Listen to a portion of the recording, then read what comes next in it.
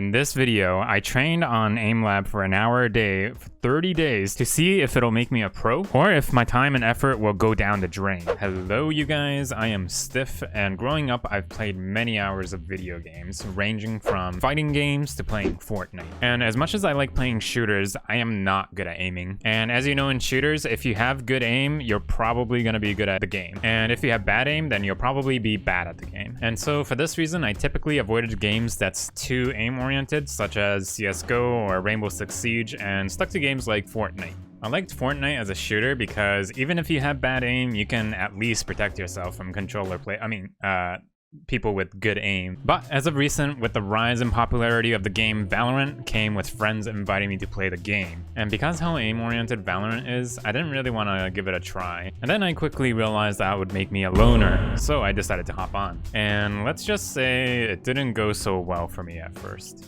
But after a month of bottom fragging, I came across this video. This person trained on AimLab for an hour a day for a full month to get better at aiming, and it apparently made him insane. So I thought to myself, what if I replicate it? Could I become insane too if I followed Shake's training, or am I just not cut out for it? My newbie self wanted to be just like Shake's, and so I decided to copy everything he did on AimLab to see if I can overcome this kryptonite, which was aiming. And as much of an epic gamer Shake's is, training was pretty simple. So in the course of 30 days, he set aside 1 hour each day into AimLab on a game mode called Grid Shot. And if you don't know what Grid Shot is, it's a game mode where you try to click on blue balls as fast as you can, which will then produce a score on how you've performed. And some of you may be typing right now that there are better ways to go about training on AimLab, but for the sake of consistency and unoriginality, I wanted to do the same training as Shake's to see what kind of results I end up with in comparison to his. So in order to keep track of my improvements, I'll be keeping track of two things. The first is the points on Grid Shot, and the second is the score on Valorant's Ranges hard mode. And I'll be doing this 5 times right before hopping on AimLab to see myself at my worst with no warm-up. And I do this so that warming up isn't a factor in my score rising up or dipping down. So for example, if I hop on AimLab to warm up first, I'll probably end up with a higher score than times I don't warm up first. So to not let that happen, I decided range will be the first thing I go on each day to keep it consistent. If you're still not convinced, think of it this way. If you were to take 10s, a professional Valorant player's aim scores versus my own,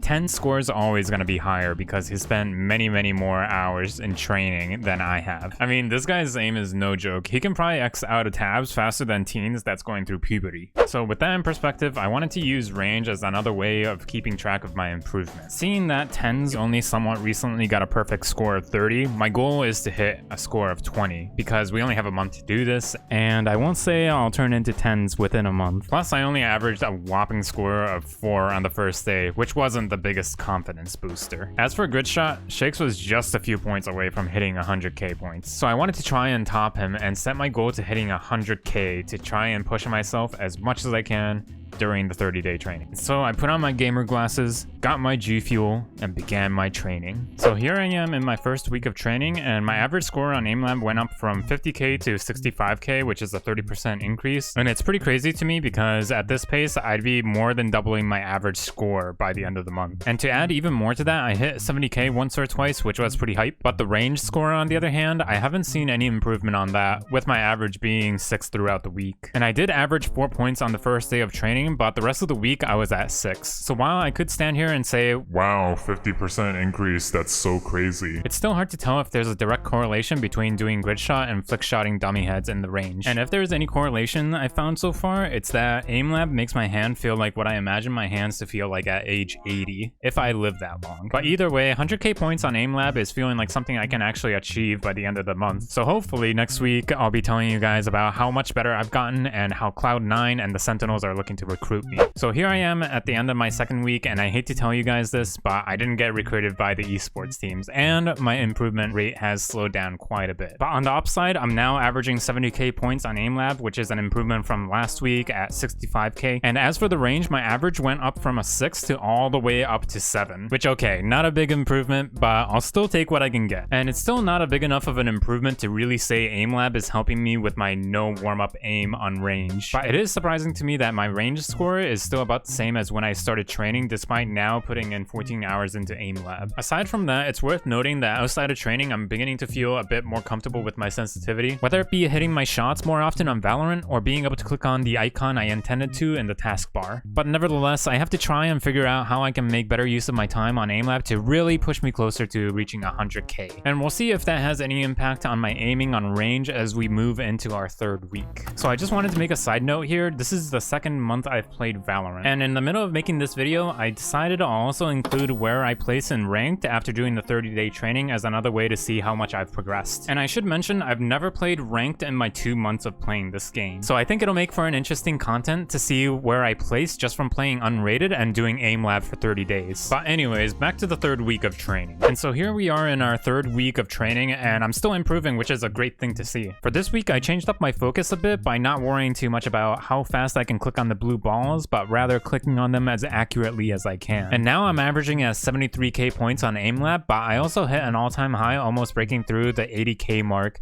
at 79k, which was pretty crazy to me. And as for the range, I'm averaging at 9, which I'm pretty happy with because for the past 2 weeks, I haven't seen much improvement on it. And ever since I changed my focus to accuracy rather than speed, it's making me realize that maybe taking your time to make sure you hit your target could be the key to improving your aim. Although now that I'm saying that out loud, it sounds pretty obvious. But now we'll be entering the final week of training, so I'm hoping to unlock my potential with my new training method and come out of this hyperbolic time chamber, which is AimLab, as a super aiming Saiyan. So now it's been the full 30 days of training on AimLab every day for an hour a day. And I can say it wasn't such a waste of time. If you don't consider getting better at games a waste of time, that is. But in all realness, after a month of clicking my mouse thousands of times and speedrunning my hand getting carpal tunnel, the difference in gameplay is night and day. My aim has gotten so much better to the point I'm experiencing more of what it's like to one-tap the other team instead of the other way around. And as for AimLab, I'm now averaging over 80k points, which is a number I was struggling to surpass for the entirety of last week. So it's pretty crazy to me now that I can casually pop these numbers when I was barely breaking 50k at the beginning of the training. And I hit an all-time high on the last day of training at 86k while not even realizing during the run that I was about to hit my highest record. I mean, it was crazy. It was as if my hand developed a mind of its own for clicking on blue circles. I'm honestly, I don't know, I can say I'm like somewhat proud of myself for following through like all the way every single day for 30 days. And it kind of like allowed me to see what streaming every day would be like. 86k, holy shit. That might be the highest. I might not be beating that. So with all this improvement in AimLab, it also translated into averaging my score on the range to a whopping 12, doubling my average since I started this training. Which I think from this experiment, it's safe to say that AimLab grid shot can improve your overall aim even when you're at your worst with no warm-up at all. Although I didn't hit my goals of 100k points on AimLab and 20 points on range, if it weren't for these goals, I don't think I would have pushed myself as much as I did during the training. But the fact that I was still improving until the very end shows that I have so much more untapped potential to make me even better at aiming. Yeah, I couldn't best Shakes with getting a higher score than him, but it was all in fun. So, you got lucky this time, Shakes. I hope I still did you proud. And as promised, I did do ranked games to see where I'd be placed, and I am now in Bronze 2, which I think is pretty decent considering I've only been playing this game for about 2 months now. And just a little insight on Valorant's placements, apparently unranked games affects where you place in ranked, so I decided to go ahead and make myself a Smurf account just to see where I place. Alright, so now fast forwarding a whole day of playing Valorant and listening to modding ranked players, my real rank is now Silver 1, which is 2 ranks higher than my previous rank. And this seems about right considering me bottom fragging in gold lobbies and top fragging in bronze lobbies. And I had pretty low expectations of where I'd be placed in ranked, so I'm pretty satisfied with where I placed. So in conclusion, if you're a newbie looking to get better at shooters, AimLab will help you win gunfights more often. Sure, you won't become one of the best in 30 days of training, but if you're a casual player like me who likes to get cool kills every now and then and to get your adrenaline rushing and feel alive, AimLab might be the thing for you. And to keep it honest, I probably won't continue practicing on AimLab every day for an hour a day because of how time consuming it was. And also, it's not the most fun way to spend my precious time. But I'd probably do it for a couple of minutes every now and then right before getting on Valorant. So if you're looking to start your training without putting a whole hour a day into it, I suggest putting around 10 minutes a day before hopping in game, and I'm sure you'll still reap some of the benefits if you're consistent with it. And I do believe when it comes to getting better at aiming, you'll see more results from 30 hours of AimLab than 30 hours of Valorant because your focus is strictly on aiming. Whereas on Valorant, you're focusing on many different factors such as movement,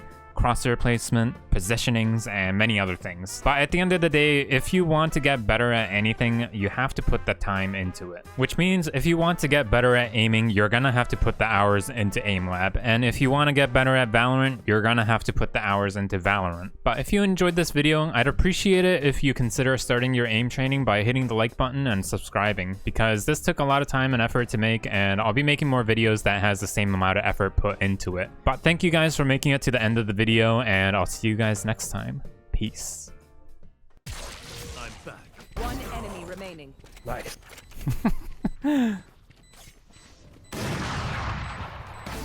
Nice.